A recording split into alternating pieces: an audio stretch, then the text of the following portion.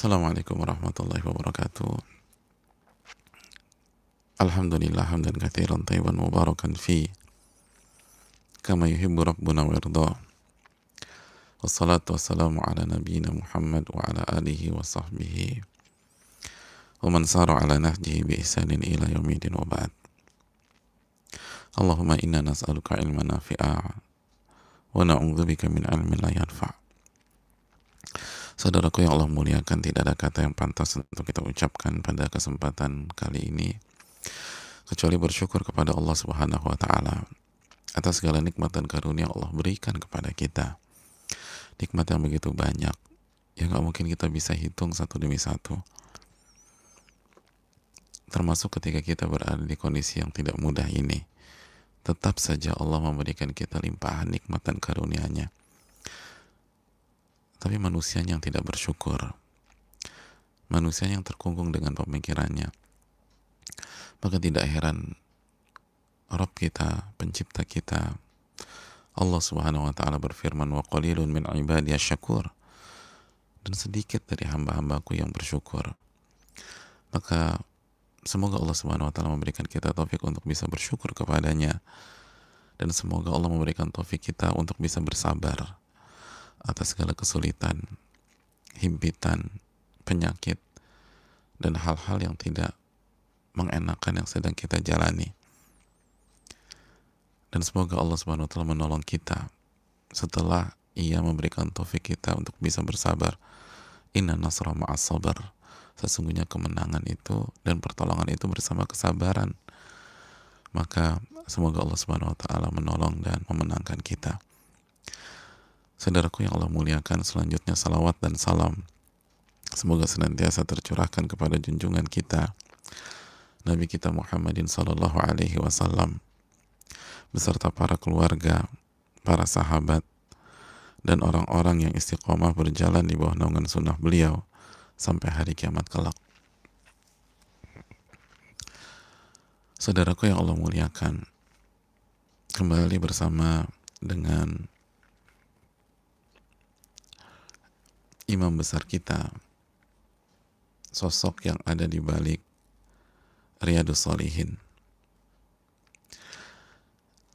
Karena berbicara tentang masterpiece di dalam dunia ilmu, berbicara tentang karya yang bernama Riyadhus Shalihin yang begitu diterima oleh umat di timur maupun di barat, di utara maupun di selatan, maka tidak bisa dipisahkan dengan rahim dari karya tersebut setelah taufik dari Allah Subhanahu wa taala. Siapa sosok di balik karya yang begitu fenomenal, karya yang diterima oleh umat, yang dipelajari oleh umat, yang dipilih oleh umat dengan taufik dari Allah Subhanahu wa taala, di saat ada banyak pilihan lain, ada ribuan judul-judul buku lain yang setipe dengan karya ini, yang semetode dengan karya ini. Tapi kenapa hati umat selalu terpaut ke Riyadhus Shalihin? Maka sayang sekali kalau kita melewatkan pembicaraan tentang sosok yang satu ini, agar kita tahu ibrahnya apa, agar kita tahu apa kunci keberhasilan beliau. Karena ini semua tidak lain tidak bukan merupakan kunci-kunci yang masih bisa kita wujudkan. Karena kunci-kunci ini tidak dihilangkan oleh Allah, tetap dilanggengkan oleh Allah sampai hari ini. Karena berbicara sosok ini, kita berbicara tentang kehidupan seseorang yang sangat ajaib. Tapi bukan mistis, bukan fiksi, tapi kehidupan yang penuh dengan keberkahan. Kehidupan yang Allah berkahi. Nah, kunci-kunci keberkahan masih tetap dilanggengkan oleh Allah Subhanahu wa taala. Siapa lagi kalau bukan sosok yang bernama Al-Imam Yahya bin Syaraf bin Murri bin Hasan bin Husain bin Muhammad Abu Zakaria, atau yang biasa dikenal dengan nama Al-Imam An-Nawawi rahimahullahu ta'ala. Kita sudah mengkaji bahwa di antara kunci keberkahan beliau, yang pertama jelas taufik dari Allah Subhanahu wa ta'ala. Ini adalah pemberian, ini adalah gift yang Allah berikan ke dalam diri beliau. Maka barang siapa yang ingin berkah, ingin punya karya, ingin meninggalkan warisan yang bisa mensupport dia di dalam kubur, maka mintalah pertolongan kepada Allah, mintalah taufik kepada Allah Subhanahu wa ta'ala, mintalah hidayah kepada Allah Subhanahu wa ta'ala. Ud'uni astajib lakum, minta kepadaku, aku akan kabulkan. Surat Ghafir ayat 60. Berjuanglah, berjuanglah, berjuanglah. Walladzina jahadu fina lanahdiyannahum subulana. Barang siapa yang bersungguh-sungguh di atas jalan kami, kami akan memberikan petunjuk kepada jalan kami tersebut. Ini menunjukkan sebagaimana kita katakan beberapa saat yang lalu, kuncinya masih Allah buka sampai hari ini. Maka selalu berusaha mencari taufik dan Allah Subhanahu wa ta'ala. Dan itu yang disebutkan oleh beliau. Beliau seringkali mengatakan, Allah yang memberikan keberkahan kepada diriku, Allah yang menolong aku. Sekali lagi, karena ini adalah taufik dari Allah. Yang kedua adalah peran orang tua, peran ayah, sebagaimana yang sudah kita angkat pada pertemuan yang lalu. Ayahnya dengan taufik dari Allah Subhanahu wa ta'ala yang mendampingi beliau sehingga hafal Quran sebelum balik. Ayahnya yang tidak menyibukkan beliau dengan urusan jual beli di toko mereka. Ayahnya yang ketika beliau usia 19 tahun membawa beliau ke Damaskus untuk belajar dengan para ulama. Ayahnya yang mengajak beliau haji. Ayahnya yang mendukung beliau secara finansial. Ayahnya yang mengirim makanan kepada beliau. Ini menunjukkan bahwa peran orang tua, peran ayah itu sangat besar. Karena seringkali di masyarakat, ibu yang selalu dikambing hitamkan. Oleh karena itu saya tidak mengatakan atau saya tidak ingin membandingkan antara ayah dan ibu pada saat ini. Makanya saya katakan ibu yang dikambing hitamkan. Artinya begitu anak ada masalah, begitu anak ada perkara, maka ibu yang disalahkan. Padahal kalau kita mau evaluasi, kesalahan ada pada kedua belah pihak, baik ibu maupun ayah. Bahkan seringkali ayah lebih harus bertanggung jawab karena nggak pernah punya waktu dengan anaknya, karena nggak pernah punya perhatian kepada anaknya. Kalaupun ada waktu dan perhatian, beberapa kasus hanya karena ambisi-ambisi orang tuanya saja, bukan mengajak anak dan mendampinginya ke siratal mustaqim, ke jalan yang lurus. Oleh karena itu, ini kesempatan di hari-hari ini ketika melakukan social distancing atau jaga jarak sosial, apalagi PSBB untuk beberapa daerah atau beberapa kota atau beberapa wilayah. Jakarta sudah mulai dan akan diikuti beberapa wilayah dan kota yang lain. Maka ini kesempatan untuk membangun fondasi keluarga di rumah. Ini kesempatan untuk membimbing anak-anak mendekat kepada Rabbul Alamin. Itu yang kedua dari biografi Al-Imam Nawawi. Yang ketiga, kunci keberkahan beliau, kunci sukses beliau, dan sangat real pada hari ini. Saudaraku yang Allah muliakan,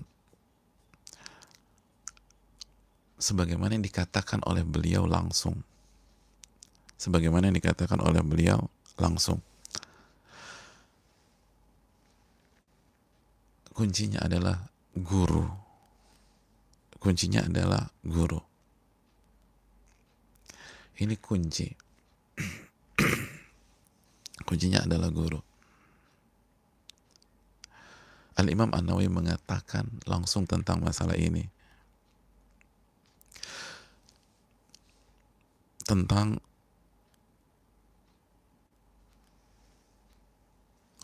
pentingnya guru dalam kehidupan kita, penuntut ilmu atau seorang muslim, orang awam yang ingin mencari jalan yang benar, yang ingin mendekat kepada Allah Subhanahu wa taala. Kata beliau, fa inna syuyukhahu fil ilmi aba'un fid din wasilatun bainahu wa baina rabbil alamin. Sesungguhnya guru seseorang atau guru-guru seseorang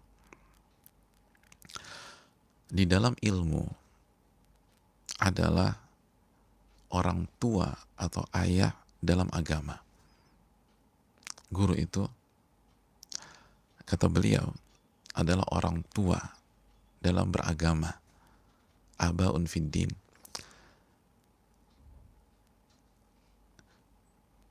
Dan ini adalah sebuah kaidah di dunia para ulama. Para ulama mengatakan orang tua itu terbagi menjadi dua. Orang tua nasab, yaitu ayah dan ibu kandung atau ayah dan ibu biologis kita atau ayah ibu kita, dan orang tua agama, yaitu guru kita. Ada dua. Dan mereka membuat kesimpulan ini karena sabda Nabi SAW. Nabi mengatakan, innama anna bimanzilatil walid u'allimukum aw kama qala. Dalam hadis riwayat Imam Abu Daud, Nabi mengatakan, aku ini kedudukannya seperti ayah kalian. Aku mengajarkan kalian, mendidik kalian. Mengajarkan apa? Agama. Yang kita bisa gunakan di dalam kehidupan kita di dunia dan bermanfaat untuk kehidupan di alam barzakh dan hari kiamat kelak. Maka tidak heran Imam Nawawi mengatakan, ini orang tua nih. Orang tua dalam masalah agama, dalam masalah kehidupan. Wasilatun bainahu wa baina rabbil alamin. Dan guru itu jembatan yang menyambungkan antara kita dengan Allah. Gak bisa seseorang awam itu mendekat kepada Allah tanpa guru. Khususnya di awal-awal. Maka kalau ingin berkah, ingin diberkahi oleh Allah, ingin mendekat kepada Allah, kita harus berguru, kita harus belajar dengan guru kita. Dan ini kuncinya para ulama. Makanya Al-Imam Nawawi sangat beradab dengan guru. Sangat berkhidmat kepada guru. Makanya beliau sendiri mengatakan, ma'annahu ma'murun bid-du'a'i lahum wa birrihim wa dzikri ma'athirihim wa thana'i 'alaihim wa syukrihim. Dan seorang murid itu diperintahkan oleh Allah Subhanahu wa taala untuk mendoakan gurunya. Mendoakan guru-gurunya, mendoakan gurunya. Wa birrihim, dan berbuat baik kepada gurunya. Jadi kita harus doakan guru kita dalam sujud kita. Sepertiga malam terakhir doakan guru kita. Kita nggak bisa bayar guru kita.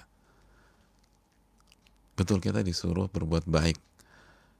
Misalnya kasih hadiah kepada guru kita atau berusaha bantu mereka, tapi apapun yang kita kasih ke guru kita gak bisa balas jasa-jasanya,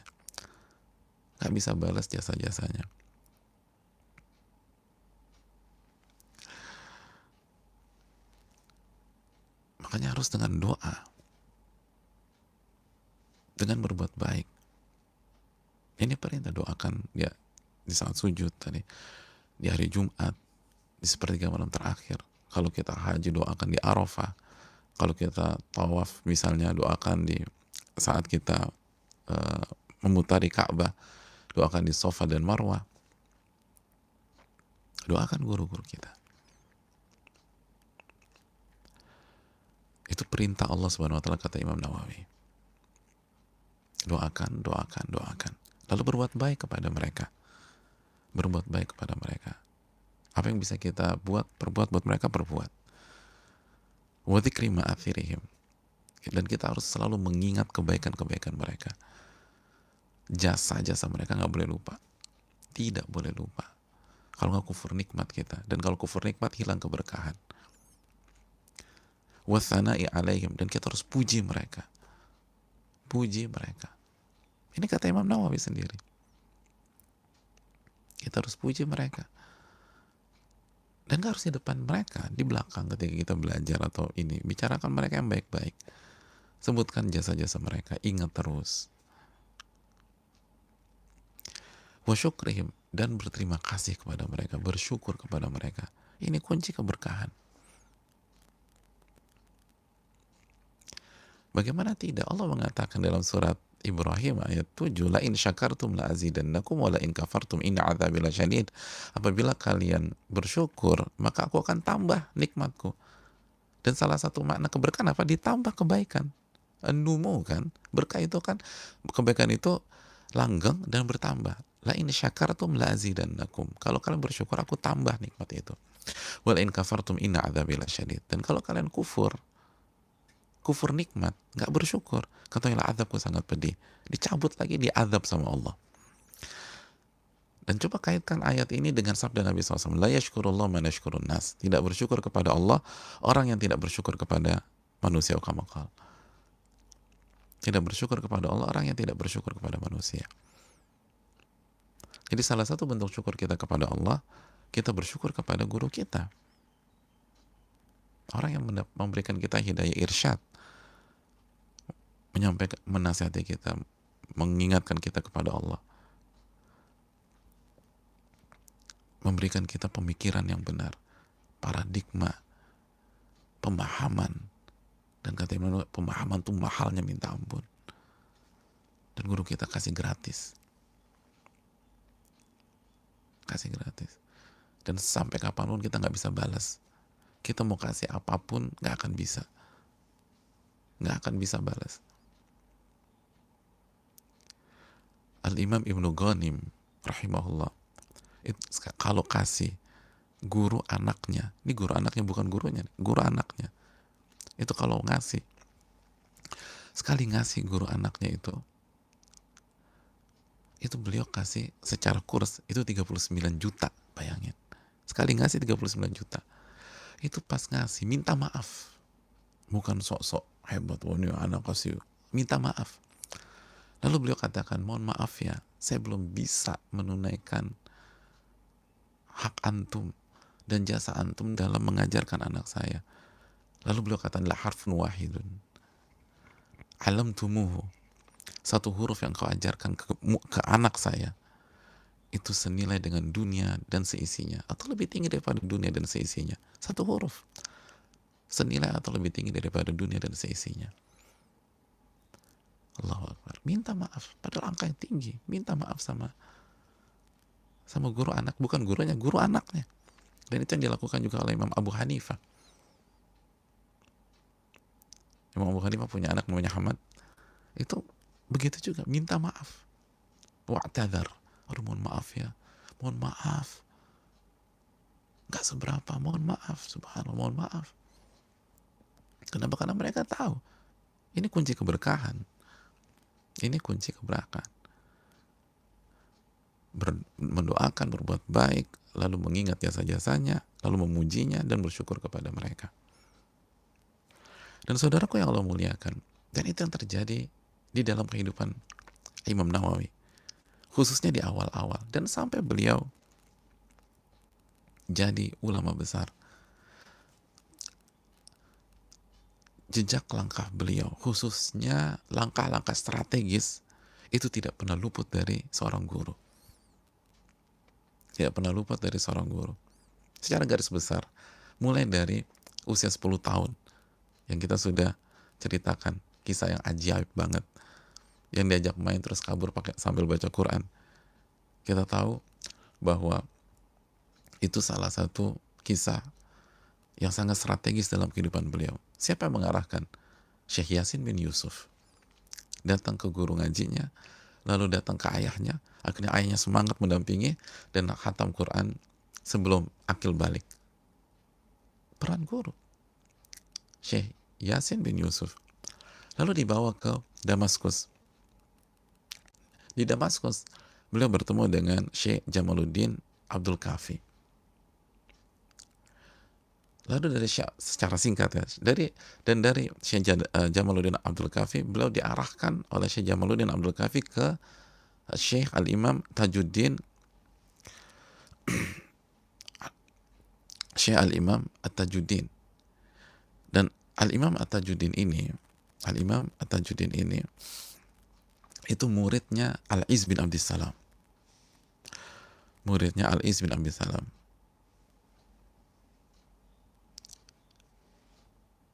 Ulama besar. Ulama besar. Mufti Syam, Al-Imam Tajuddin. Ini diarahkan. Dari Menjalmuddin diarahkan ke Al-Imam At-Tajuddin. Lalu Al-Imam Tajuddin, dan beliau mulazamah beberapa waktu dengan Al-Imam Tajuddin. Dan beliau pernah belajar dengan siapa? Salah satu imam besar mazhab Syafi'iyah, Al-Iz bin Abdissalam. Lalu dari Imam Tajuddin, Al-Imam Tajuddin mengarahkan beliau, diarahkan ke Al-Imam Kamaluddin Ishaq bin Ahmad Al-Maghribi. Ishaq bin Ahmad Al-Maghribi. Jadi diarahkan lagi ke sana. Dan beliau cukup lama mulazamah dengan Al-Imam Al-Imam Ishaq bin Ahmad Al-Maghribi, Kamaluddin. Dan ini kesayangannya Al-Imam Ishaq bin Ahmad, kesayangan. Kata Imam Nawawi cerita, lazam tuh, aku mulazamah kepada dia. Jadi aku tempel terus. Aku mendampingi guruku ini. Alim gurunya. Gurunya alim. Aku dampingi guruku. Fa'ujiba bi. Dan guruku kagum sama aku. Kenapa?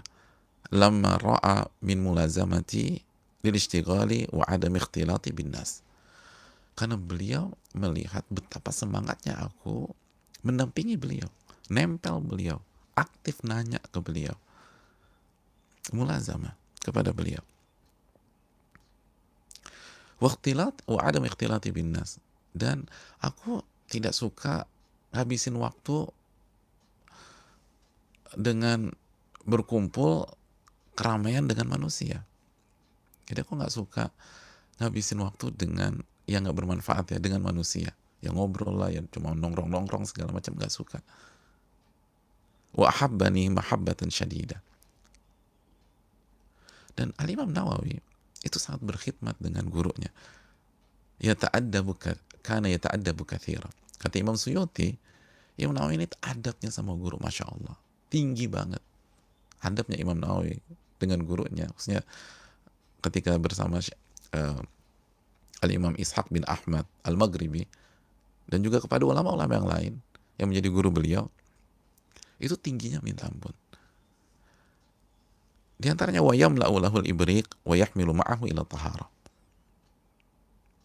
Itu Imam Nawawi menyiapkan air di ceret gitu atau di kendi, lalu dibawakan untuk bersuci atau berwudunya gurunya tersebut. Jadi benar-benar berkhidmat, dibawakan air. Gurunya mau wudu, diambilin air ceret, dikasih untuk wudu. Benar-benar berkhidmat, melayani ilmu dan ahli ilmu. Melayani guru, dibawakan. Bukan guru, bukan memanjakan guru. Ini berkhidmat, ini ulama kita. Makanya wa ahabbani mahabbatan syadida. Ini guru saya sayang banget sama saya. Sayang banget sama saya. Dan begitu sayang sama saya diajarin. Dan itulah, kalau ingin dapat ilmu dari guru kita, berbakti sama dia, berkhidmat sama dia. Itu yang dijelaskan Al-Imam Al-Mawardi. Al-Imam Mawardi dalam Adab Dunya wa Din mengatakan, guru dan beliau sampaikan, guru dan dokter itu kalau Anda ingin mendapatkan ilmu dan manfaat sebesar-besarnya, Anda harus mengikram mereka, memuliakan mereka. Kalau ingin dapat ilmunya sebanyak-banyaknya, ikram. Ikram bukan menjilat. memuliakan sebagaimana perintah Allah Subhanahu wa taala. Yarfa'illahu alladhina amanu minkum walladhina utul ilma darajat. Allah mengangkat derajat orang-orang yang beriman dan berilmu. Kata sebagian para ulama, Allah aja mengangkat. Lalu Anda jatuhkan, Allah nih yang punya alam semesta mengangkat mereka, meninggikan mereka. Lalu Anda culuk-culuk yang nggak punya apa-apa, Anda jatuhkan mereka. Anda jelek-jelekan. Siapa Anda?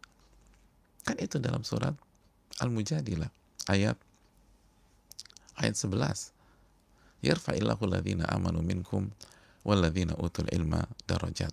Allah mengangkat derajat orang-orang yang beriman dan berilmu. Beberapa derajat Allah mengangkat mereka. Lalu bagaimana mungkin kita yang bukan siapa-siapa menjatuhkan mereka atau merendahkan mereka atau tidak memuliakan mereka? Makanya ini kunci keberkahan.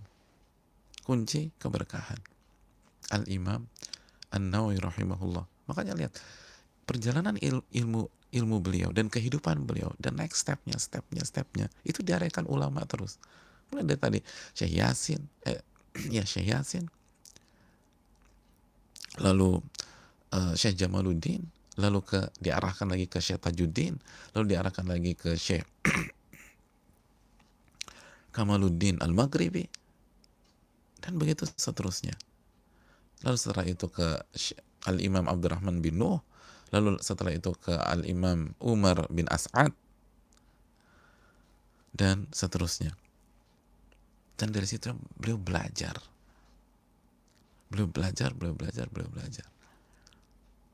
Dan bukan hanya belajar dari ilmu mereka, tapi dari kehidupan mereka.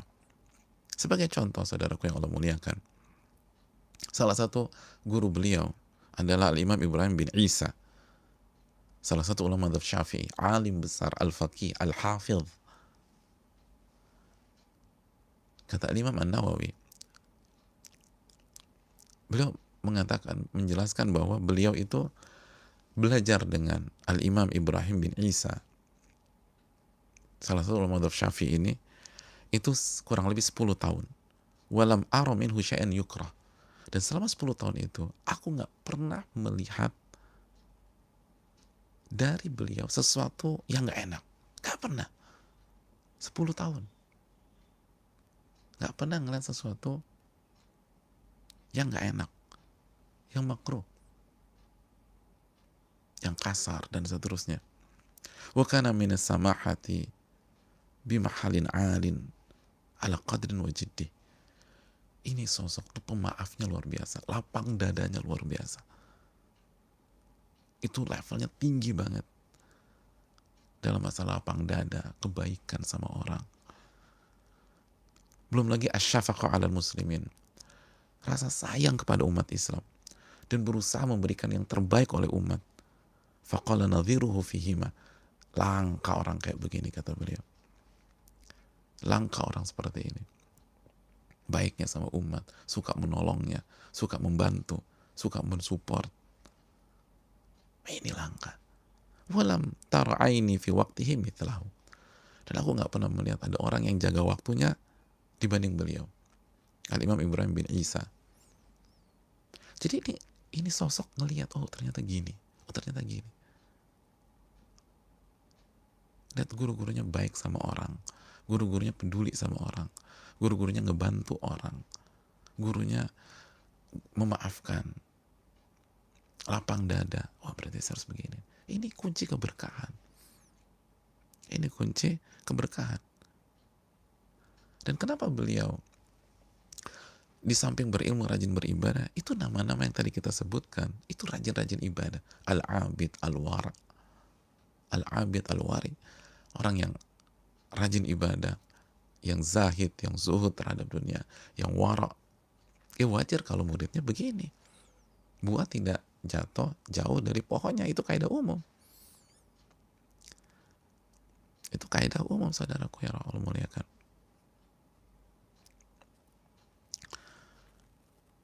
Jadi ngelihat gurunya disiplin, jaga waktu, nggak ngebuang-buang waktu, kerjanya nggak main, dan seterusnya. Berarti saya harus begini nih. Makanya nanti kita bahas yang kedua, bagaimana beliau, saudaraku. Jadi sekali lagi, ini yang dikatakan Imam Ahmad, sebagaimana dibawakan Imam Ibnu Mufli dalam kitabnya Adab Syar'iyyah. Innaman nasu bisyuyukhihim. Manusia itu hidup dengan gurunya. Dalam riwayat innama asyan nas atau ya'ishun nas bisyuyukhihim. Manusia itu hidup dengan gurunya. Dia akan sukses kalau dia punya guru. Dia akan hidup dengan gurunya. Fa idza dhahaba syuyukh. Kata Imam Ahmad, kalau gurunya pergi, gurunya hilang. Fa'aman aish. Lalu dia mau hidup sama siapa? Dalam riwayat fama baqi. Kalau gitu apalagi yang tersisa dari kehidupannya? Oh, gurunya udah hilang. Itu penekanan dari para ulama. Betul ada Allah Subhanahu wa taala. Tapi yang perlu kita camkan, maksud Imam Ahmad kan juga mengerti konsep iman dan tauhid. Tetapi ini peran luar biasa. Bukankah nama-nama besar seperti Abu Bakar As-Siddiq, Umar bin Khattab, Uthman bin Affan, Ali bin Abi Thalib, Abdurrahman bin Auf, dan seluruh para sahabat radhiyallahu ta'ala anhum, setelah taufik dari Allah, itu adalah peran guru mereka, manusia terbaik, Nabi dan Rasul terbaik, Rasulullah SAW. Maka nggak heran murid-muridnya jadi manusia terbaik setelah generasi para Nabi dan Rasul.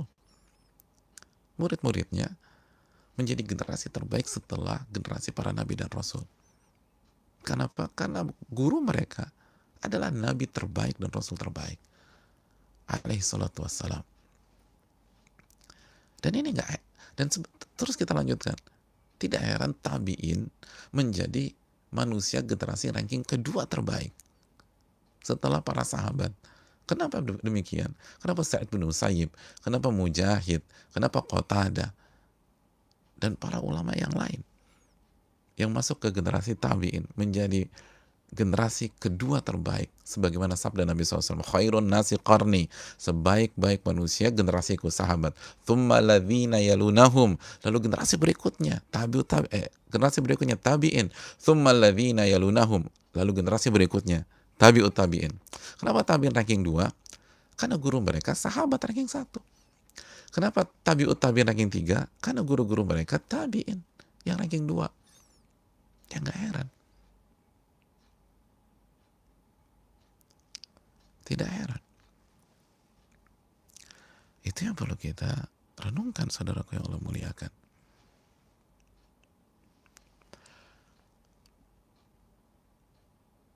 Jadi beliau dari awal ngikutin saran guru, ngikutin. Dan memang guru-gurunya punya ilmu, alim, bukan hanya ulama. Itu tadi Alim Tajuddin, itu gurunya, muridnya Al-Iz bin Abdissalam.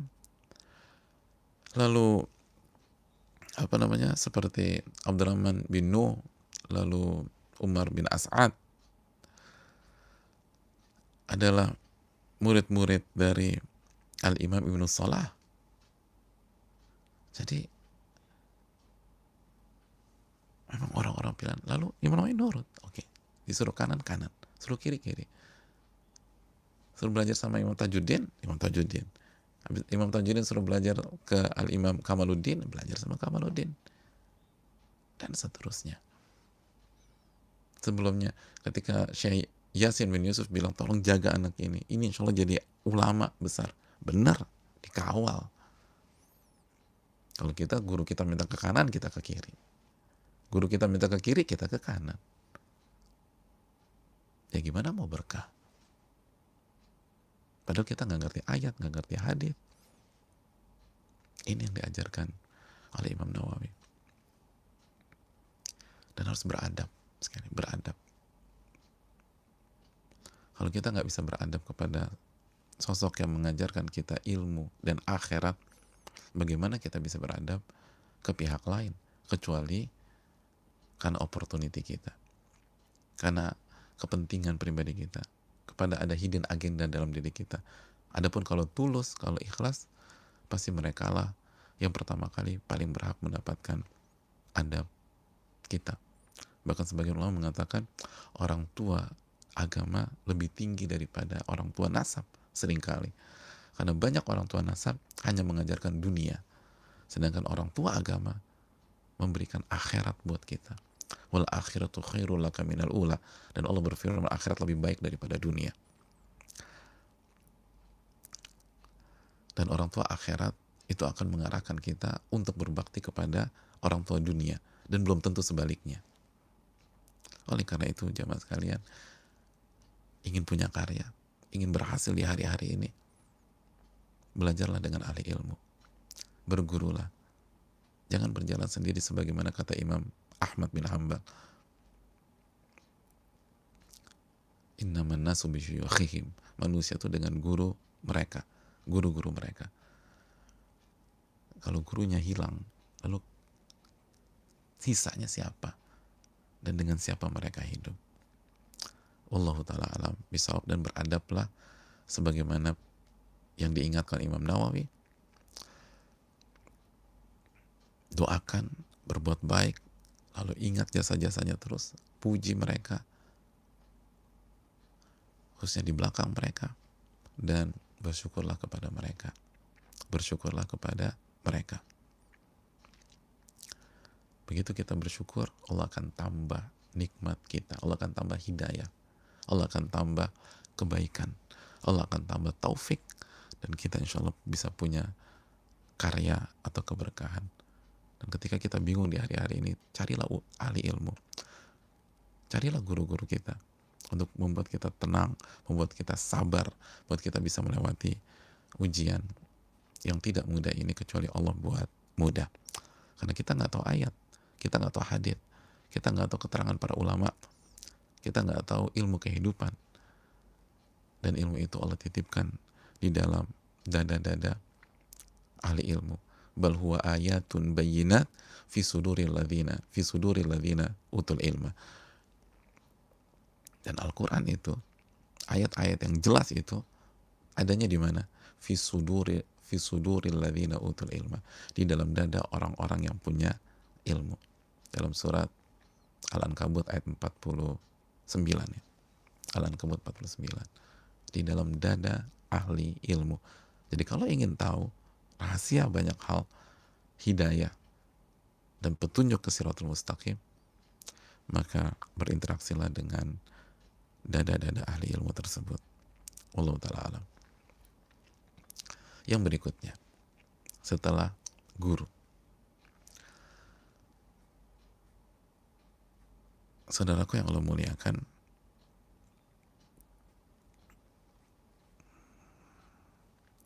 yang berikutnya dari Al-Imam An-Nawawi. Kok bisa punya karya seperti itu, diterima dan lain sebagainya? Para ulama mengatakan karena beliau sosok yang berusaha menjaga waktu beliau, menjaga waktu beliau semaksimal mungkin. Beliau berusaha menjaga waktu agar tidak terbuang percuma,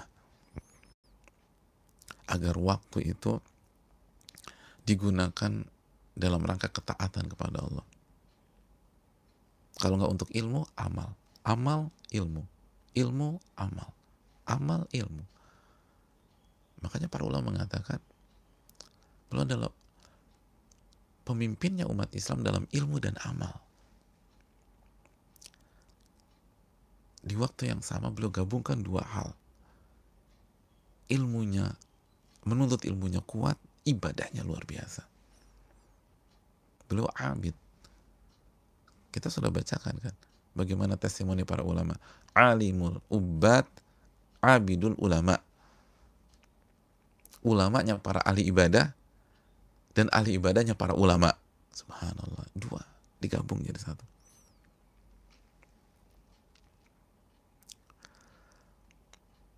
Saudaraku yang Allah muliakan, beliau pernah cerita bagaimana beliau menuntut ilmu dan menghabiskan waktu. Kata beliau, ketika beliau belajar di Damaskus, di madrasah Rawahiyah, wa baqitu sanatain lam adha janbi ilal ard. Dan aku menghabiskan waktu 2 tahun dan aku nggak pernah meletakkan sisi tubuhku ke atas permukaan tanah. Artinya beliau nggak pernah sengaja rebahan 2 tahun. Kata Imam Zahabi rahimahullah ketika menjelaskan kalimat beliau di atas, وَضُرِبَ بِهِ الْمَثَلِ fi ikbabihi ala talabil ilmi lailan wa nahara. Ini sebuah gaya bahasa majas untuk menunjukkan bagaimana beliau berjuang dan menghabiskan waktu untuk menuntut ilmu siang dan malam. Dan beliau berusaha nggak tidur,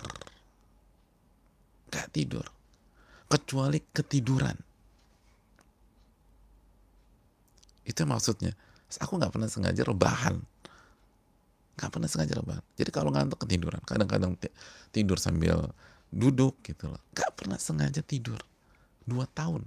Atau bayang 2 tahun. Kalau tidur ketiduran. Sama kayak kita, saudaraku. Aku juga gitu, Ustadz. Kalau belajar pasti ketiduran. Iya, ketiduran. Tulis 15 menit baca. Ketiduran benar. Makanya sebagian bilang kalau mau ngantuk udah nggak usah ribet-ribet, baca aja atau dengerin khutbah Jumat, tuh tidur. Subhanallah. Jadi ketidurannya sama, tapi madhabnya beda. Kalau kita baru baca 2 halaman ketiduran, baru baca 3 halaman ketiduran. Bahkan ada orang itu selama sepekan nggak pernah move on dari muqaddimah sebuah buku. Muqaddimahnya belum masuk bab 1, baru baca tidur, baru baca sebentar tidur, baru baca 3 baris tidur. Subhanallah. Imam Nawawi ketiduran dalam tanda kutip, tapi beneran dipaksa. Subhanallah. Beliau gak tidur kecuali capek banget. Wadabti awqatihi biluzumi dars awil kitab wal mutala'ah aw taraddud ala syuyukh. Dan beliau ngatur waktunya, dibagi-bagi waktunya, waktu untuk belajar, waktu untuk mencatat, menulis, waktu untuk mutala, untuk baca, untuk research, untuk neliti, waktu untuk mendatangi guru. Ada waktunya kapan datang ke guru. Harus rutin datang sama guru, harus rutin baca, harus rutin nulis. Makanya para ulama mengatakan annahu kana la yadhi'u lahu waqt fi lailin wala nahar illa fi wadhifatin min al-ishtighal bil ilm. Beliau tuh nggak pernah nyanyiakan waktu. Mau malam mau siang nggak ada waktu istirahat. Oh malam istirahat, oh nggak ada. Subhanallah. Beliau kecuali tadi ketiduran, udah capek banget akhirnya ketiduran. Kecuali beliau isi untuk kesibukan dengan ilmu. Hatta innahu fi dhahabihi fi tariq wa iyabihi. Sampai itu kalau beliau pergi ke sebuah tempat di jalan, itu pasti baca. Beliau jalan kaki misalnya baca. Atau murojaah hafalan. Atau sambil nulis, pegang buku. Begitu juga pas pulang baca, mengingat murojaah, nyatet. Washtagil fit tikrari mahfudhah atau mutala'ah.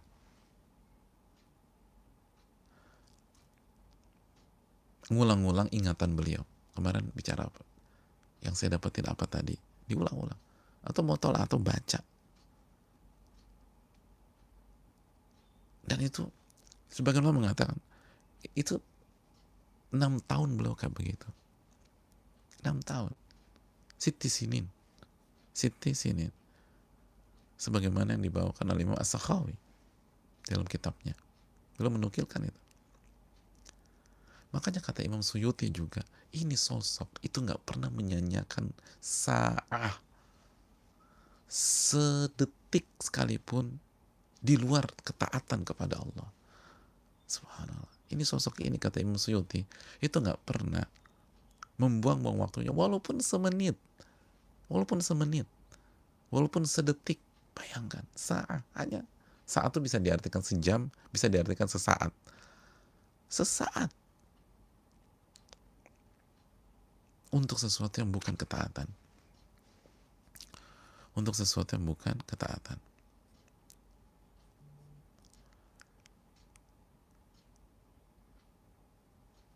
Kalau nggak baca, sholat, zikir, tadarus, nulis, murojaah ngulang, pergi ke guru, saling menasehati, lu baca lagi, ada yang sholat, lu zikir, baca Quran.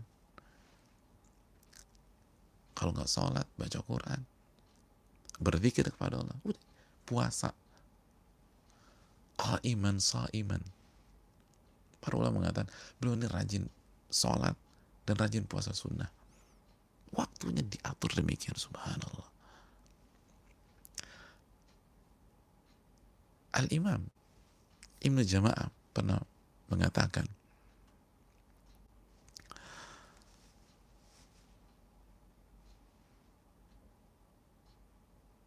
beliau ditanya tentang waktu tidurnya. Imam Nawawi pernah ditanya tentang waktu tidurnya. Faqala, idza ghalabani naum istanatu ilal kutub lahdhah wa antabi.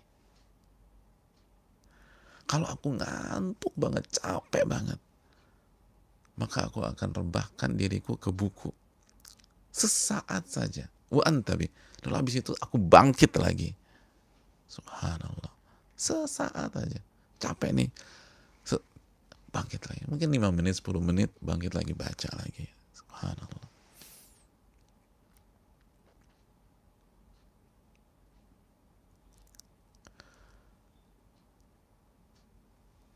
Kana kathira sahar mukibban alal ilmi wal amal. Itu beliau sering kali begadang dalam rangka belajar dan ibadah. Sering begadang. Ini sosok sering begadang dalam rangka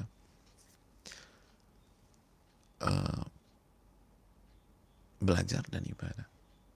Bukan nonton bola, bukan nonton drakor dan lain sebagainya, bukan main game online. Gimana mau buat karya kalau kerjaan kita main? Bukan ngerumpi, bukan ngobrol, atau hal-hal yang kurang bermanfaat lainnya. Dan beliau pernah cerita, saudaraku yang Allah muliakan, dan ini dinukilkan oleh banyak sekali ulama,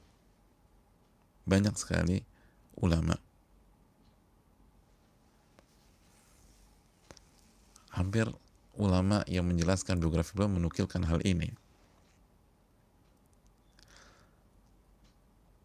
Imam Suyuti, As-Sakhawi, dan lain-lain, Ibnu Attar, beliau itu setiap hari yaqra kulla yawm 12 darsan 'ala al-masyayikh syarhan wa tashiha. Beliau itu kajiannya, beliau baca di hadapan gurunya itu 12 pelajaran. 12 setiap hari. 12 pelajaran. 12 pelajaran. Subhanallah. Kalau kita misalnya, kita kan 2 ya, pagi sama sore. Kajian kita 2. Atau ustadz lain mungkin ada yang 2, ada yang 3, dan seterusnya. Beliau 12. Kita 2 aja udah nggak istiqomah, subhanallah. Gimana mau buat? Cuman 2 kajian, nggak istiqomah. Cuman 2 kajian malas. Ada yang cuman sekali kajian malas. Ada yang seminggu cuman sekali. Ini beliau 12 kajian kalau bahasa kita sekarang. 12 kajian setiap hari. 12 kajian setiap hari. Belajar berbagai macam ilmu.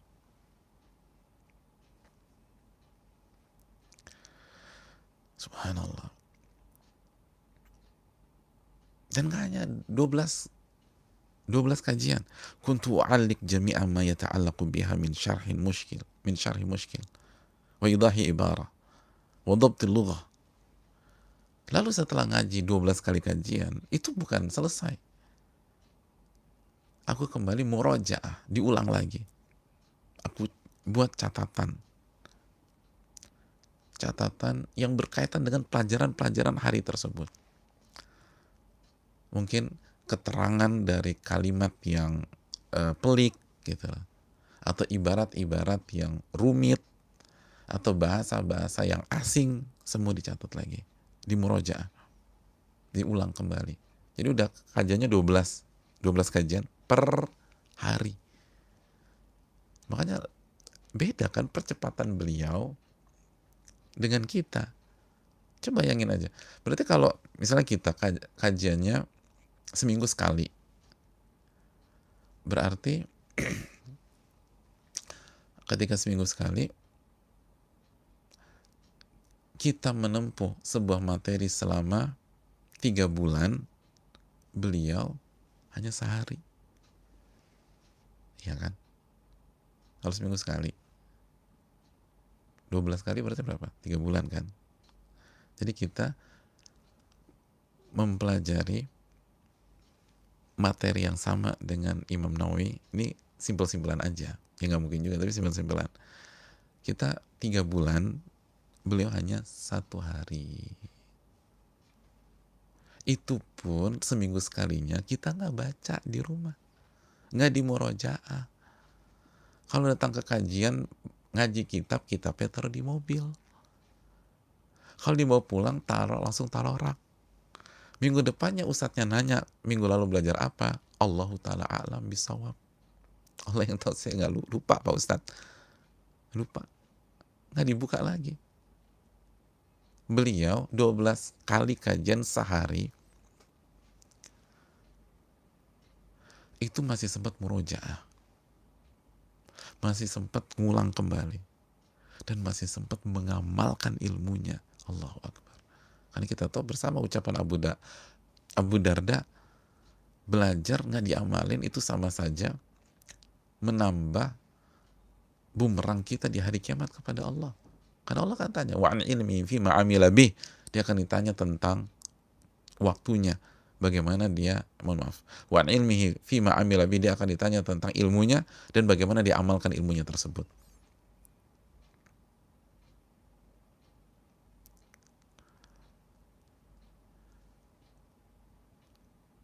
Itu luar biasa. Kita aja, saudaraku yang Allah muliakan, kita kajian sehari 2 kali. Itu kotaknya masih sama. Kita masih menanamkan hal-hal dasar, tapi dari angle yang berbeda. Hari ini angle ke kanan, hari ini angle di kiri, angle depan, angle belakang. Sebenarnya kotaknya sama. Kotaknya sama untuk menekankan pondasi.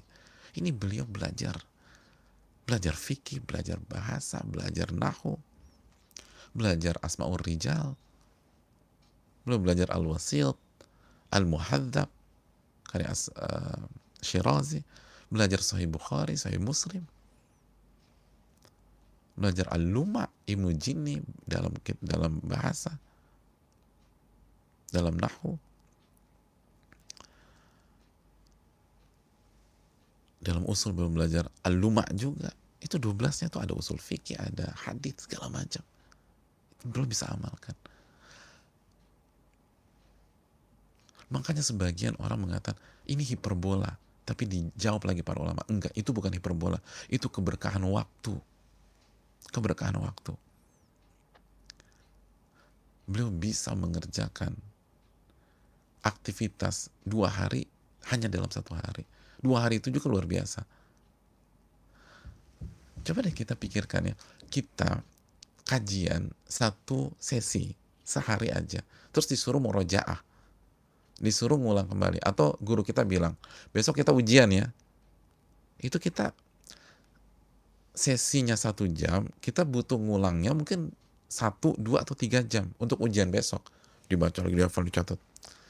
Imam Nawawi 12 sesi, 12 kajian, dan masih sempat ngulang, dibaca lagi yang ke-12-12-nya itu, dicatat lagi, dicek lagi, ini aku belum ngerti ya, cek lagi, tanya, masih sempat tadi, masih sempat berkhidmat sama guru, masih sempat ibadah, masih sempat sholat, masih sempat puasa, subhanallah, masih sempat baca Quran, abidul ulama, ahli ibadahnya para ulama, masih sempat zikir, masih sempat bersalawat, masih sempat nyiapin air dan berkhidmat sama gurunya. Itu gimana cerita, subhanallah.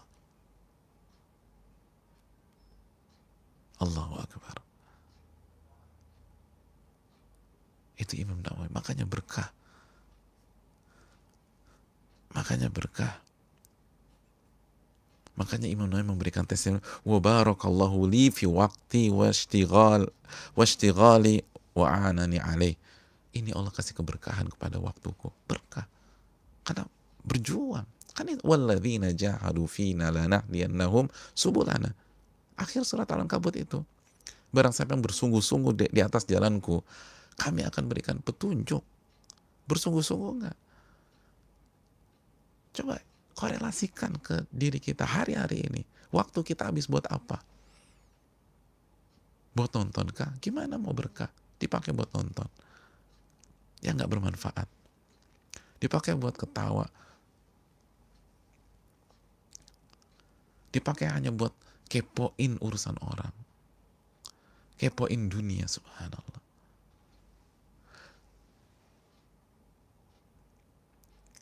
Benar kata Nabi SAW, ni'matani maghmunun fihima kathirun minan nas, as-sihhatu wal farag. Ada dua nikmat yang disia-siakan oleh banyak manusia, ditelantarkan banyak manusia, dilepaskan banyak manusia, dibuang sama banyak manusia. Sehat dan waktu luang. Sehat dan waktu luang.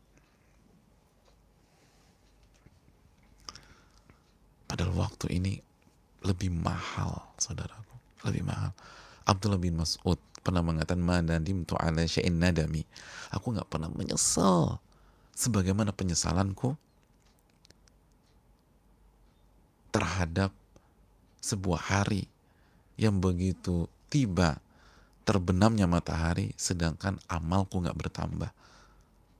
Artinya nggak ada yang membuat Abdullah bin Mas'ud nyesel senyesal-nyesalnya kecuali sebuah hari berlalu tanpa amalan, sebuah hari berlalu tanpa ilmu. Itu nyeselnya minta ampun. Kita ketawa-ketawa, kita santai-santai, kita nggak ada merasa bersalah. Ya gimana kita mau berkah? Makanya Hasan Al-Basri mengatakan, saya tuh ketemu generasi orang-orang yang benar-benar menjaga waktunya melebihi semangat kalian menjaga uang dan harta kalian. Saya ketemu dengan banyak orang, ulama-ulama, orang-orang saleh, itu kalau jaga waktu itu lebih ketat daripada kalian menjaga uang kalian. Gimana sih kita jaga uang? Kita jaga benar-benar kan. Kita buka tabungan segala macam biar nggak hilang. Kita beli brankas di rumah. Kita jaga. Kalau ada yang nyuri kita kejar. Kita teriakin maling. Kita teriakin copet. Sendal kita diambil orang, kita kejar. Padahal itu cuma sendal jepit.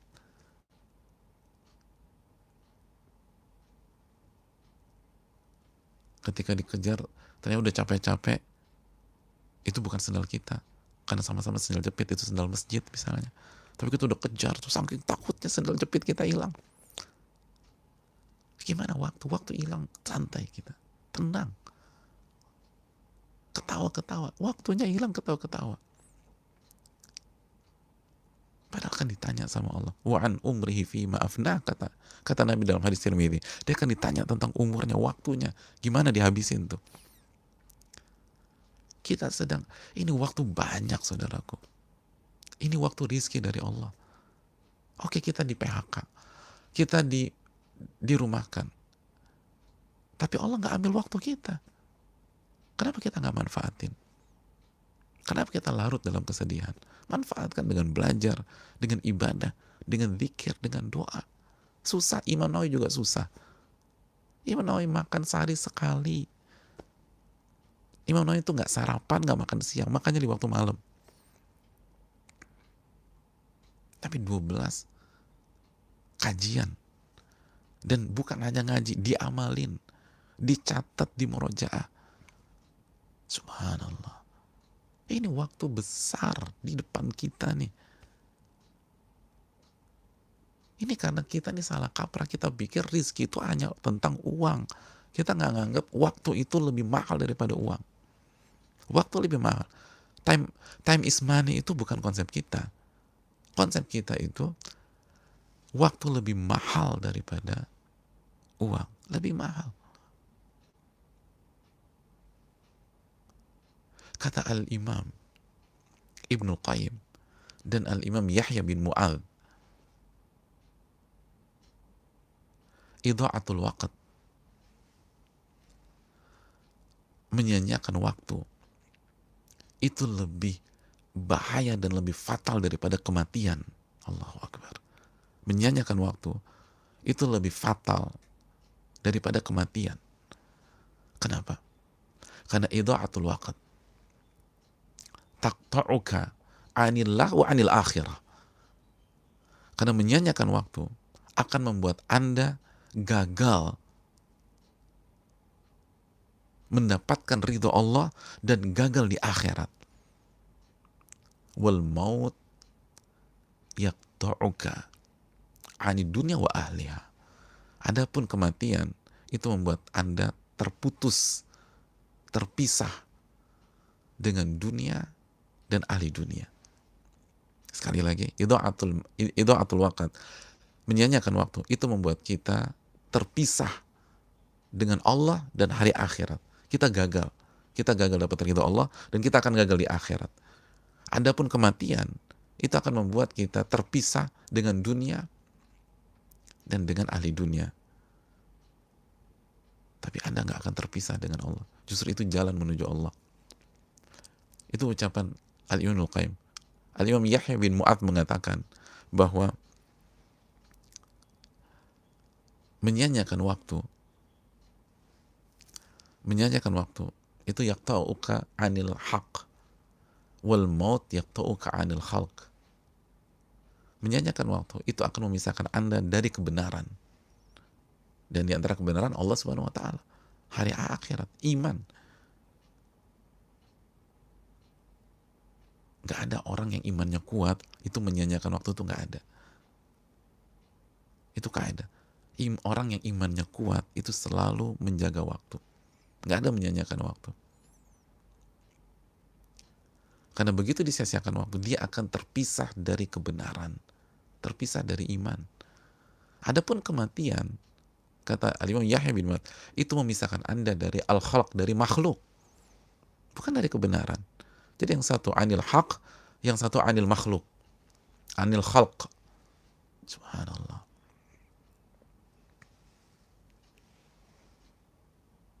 Oleh karena itu, saudaraku yang Allah muliakan,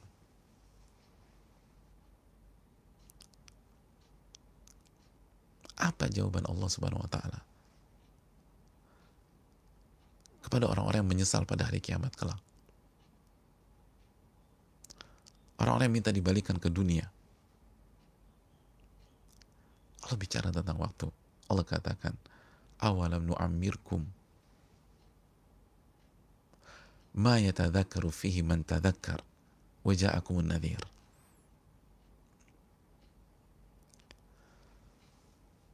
Bukankah kami sudah kasih kamu waktu yang sudah cukup untuk digunakan oleh orang-orang yang ingin mendapatkan pelajaran, yang mendapatkan ibrah, mendapatkan kebenaran. Dan kami sudah kasih peringat pihak yang mengingatkan kalian. Dalam surat Fatir ayat 37. Kan itu. Itu respon dari siapa? Ketika orang yang dimasukkan ke neraka, wa hum yastarikhuna fiha, Mereka berteriak di neraka, Rabbana akhrijna na'mal salihan ghairal ladzi kunna na'mal. Mereka berteriak di neraka, wahai Rabb kami, keluarkan kami dari sini. Kami janji, kami akan beramal soleh, kami akan sholat, kami akan puasa, kami akan zikir, kami akan baca Quran, kami akan menuntut ilmu, kami akan ngaji, kami akan, gak apa-apa deh gak datang kajian, kami akan online. Ghairul ladzi kunna na'mal. Kami akan rubah semua kegiatan kami yang sia-sia, yang hanya ketawa, yang hanya tidur, yang hanya ngobrol, yang hanya nggak jelas, yang hanya main. Apa kata Allah? Allah kasih balik lagi ke dunia. Awalam nu'ammirkum ma yatadzakkaru fihi man tadzakkar. Bukankah kami udah kasih waktu ya? Udah dong. Dan waktu yang kami kasih udah cukup bagi orang yang mau ngambil ibrah, sudah cukup bagi orang yang mau ngambil pelajaran, sudah cukup bagi orang yang mau berubah, sudah cukup bagi orang yang ingin jadi orang baik, sudah cukup bagi orang untuk menjadi orang soleh. Allah kasih waktu kepada kita, itu sebenarnya cukup. Makanya kata Imam Qatadah ketika menjelaskan ayat ini, kata beliau, i'lamu anna tulal umri hujjah. Ketahuilah, waktu itu akan jadi hujah pada hari kiamat. Jadi hujah. Waktu itu akan jadi hujah. Sesuatu yang akan menolong kita, membantu kita, mensupport kita. Dan sebaliknya, kalau kita sih akan jadi bumerang yang menusuk kita. Imam Nawawi, kunci keberkahan jaga waktu. Oleh karena itu saudaraku yang Allah muliakan, ini ini fase, ini hari-hari yang sangat mahal kalau kita bisa berpikir jauh lebih luas dari pemahaman rizki hanyalah uang. Kita tidak mengkerdilkan. Kita tahu susah. Kita tahu banyak orang kehilangan hartanya pada hari ini, kehilangan pemasukannya. Dan itu berat bagi kita semua. Dan semoga Allah SWT memberikan rizki yang berlimpah bagi kita. Tapi bukankah nikmat waktu Allah berikan? Nikmat waktu Allah berikan, gunakan untuk memperkuat diri kita, untuk belajar, untuk mengevaluasi, untuk membangun fondasi ke arah yang lebih besar. Ini waktu banyak sekali, gunakan untuk ibadah, taqarrub kepada Allah, beristighfar, kembali kepada Rabbul Alamin, evaluasi ibadah-ibadah kita. Jangan kita begini nih, karena kita banyak bermaksiat kepada Allah Subhanahu wa taala. Wa ma asaba min musibatin fa bima kasabat aydikum wa ya'fu an katsir. Dan tidaklah sebuah musibah menimpa kalian itu pasti ada andil dosa-dosa kalian. Surat Asy-Syura ayat 30. Wa ma asabakum min musibatin fa bima kasabat aydikum. Ini waktunya istighfar, ini waktunya taubat, ini waktunya kembali kepada Rabbul Alamin. Dan isi waktu dengan ilmu amal, ilmu amal, ilmu amal. Dan bagi yang punya harta atau punya kemampuan, punya skill, Allah berikan itu bukan untuk jadi penonton di hari-hari ini, bukan jadi penonton, apalagi hanya komentator. Kita harus berbuat, kita harus bantu saudara kita, kita harus isi waktu kita dengan manfaat. Kalau tidak, jadi bumerang. Allah akan tanya, apa karya kita di hari-hari ini? Apa yang kita lakukan di hari-hari ini? Apa yang kita kerjakan di hari-hari ini? Sudahkah kita bantu saudara kita? Sudahkah kita habiskan waktu kita untuk memikirkan orang? Memikirkan perut orang lain, bukan hanya perut kita. Orang udah makan atau belum? Gimana hidupnya? Udah bayar kontrakan atau belum? Ini waktu, gunakan untuk hal-hal yang bermanfaat. Biar Allah kasih keberkahan. Biar Allah kasih keberkahan. Ini kuncinya Imam Nawawi. Waktunya berkah. Karena beliau habis-habisan. Jadi waktu berkah itu bukan duduk santai, ngopi-ngopi, ketawa-ketawa. Alhamdulillah waktu aku berkah loh. Kok bisa? Ya ini aku santai-santai. Bukan. Waktu berkah itu kajian beliau 12 kali sehari. Murojaah lagi. Baca Quran. Nggak tidur hanya berandaskan kitab, bangun lagi, lalu sholat lagi, ambil wudhu, lalu mikirin gurunya mau wudhu, dibuatin, disiapin air, mikirin gurunya gimana nih, berkhidmat sama guru, berbakti sama orang tua, dan lain seterusnya. Maka hasilnya salah satunya karya yang akan kita nikmati insyaallah ta'ala dan membawa keberkahan. Makanya Allah itu nggak pernah nyelisih janjinya. Allah kasih keberkahan karya beliau sampai hari ini, dan insya Allah sampai masa depan. Itu hasil dari janji Allah subhanahu wa ta'ala. Allah kasih. Kalau kita jungkir balik, Allah kasih. Imam Nawawi mendapatkan janji Allah subhanahu wa ta'ala. Karyanya bukan hanya untuk puluhan tahun, bukan hanya untuk ratusan tahun, ribuan tahun. Ribuan tahun insya Allah ta'ala. Ini bisa disampaikan, semoga bermanfaat, dan kita akan lanjutkan di pertemuan yang akan datang. Ini karya luar biasa, dan banyak mutiara-mutiara hikmah untuk kita, dan sangat berkaitan dengan kondisi kita saat ini, karena beliau sabar dan menjalani hari-hari yang berat dan sulit dalam kehidupannya. Kajian 12 kali dalam sehari itu susahnya minta ampun. Belum lagi murojaah, belum lagi sholat, belum lagi baca Quran, belum lagi berzikir, belum lagi beliau hanya makan 1 kali sehari. Kita aja kajian sekali itu pulang dari majelis, pulang dari masjid, udah ngajak teman-teman makan siang dulu. Lapar kita nih. Curhatnya udah, aduh otak aneh ngebul. Padahal kajian cuma sejam, 1,5 jam. Itu pun datangnya terlambat. Otak udah ngebul. Beliau 12 kali sehari.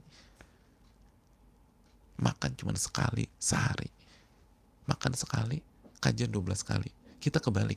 Kajian sekali, makannya 12 kali. Makanya beda keberkahan. Ini yang bisa disampaikan. Semoga kita semua dapat ibrah. Subhanakallahumma wa bihamdika, asyhadu an la ilaha illa anta, astaghfiruka wa atubu ilaik. Assalamualaikum warahmatullahi wabarakatuh.